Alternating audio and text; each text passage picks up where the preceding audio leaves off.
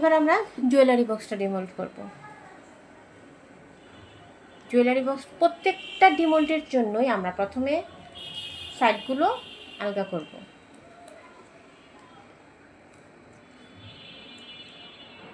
উল্টে দিব। আমি এক্সপার্ট, তাই আমার উল্টাতে সমস্যা হয় না। আপনারা যখন উল্টাবেন সাবধানে উল্টাবেন। এই যে এটা এরকম থাকবে, তারপর ধরে এভাবে আলতো করে মোচড় দিলেই চলে আসবে। এই বাড়তি অংশটুকু ফিনিশিংয়ের সময়।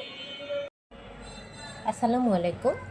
চলুন এবার আমরা সবচেয়ে কঠিন একটা আইটেম, জুয়েলারি বক্সের ঢাকনাটা ডিমোল্ড কীভাবে করে টিপস সহ শেয়ার করি। এই যে মোল্ডটা এরকম, সবার এই মাথাটা ডিমোল্ড করার সময় ভেঙে যায়।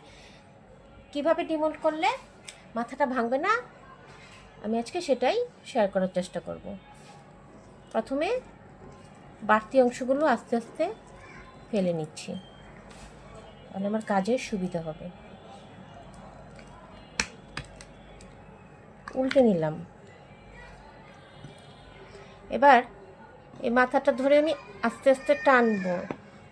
এটা তো অনেক টাইট হয়ে থাকে, টেনে জিনিসটাকে একটু, খুব জোরে টানবেন না, একটু লুজ করে নিব। উল্টাবো। এবার হচ্ছে বুড়ো আঙ্গুলের কাজ।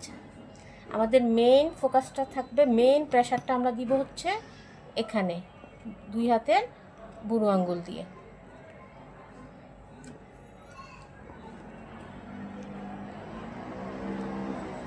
কোনো টানাটানি করবেন না, শুধু বুড়ো আঙ্গুল দিয়ে প্রেস করবেন। প্রচুর শক্তির প্রয়োজন হয় এটা, মানে আমার জন্য খুব কঠিন। আমি কিন্তু এক ফোঁটা টান দিচ্ছি না, টান দিলেই মাথাটা ভেঙে যাবে।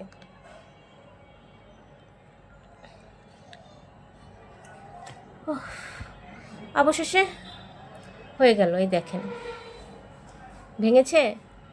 ভাঙেনি। এটা ভাঙে কারণ হচ্ছে এই মাথাটা এদিকে চিকন এদিকে মোটা, যখন আপনি টান দিবেন এই চিকন অংশটা ভেঙে যাবে। আশা করি এখন থেকে আপনাদের আর জুয়েলারি বক্সের মাথা ভাঙবে না।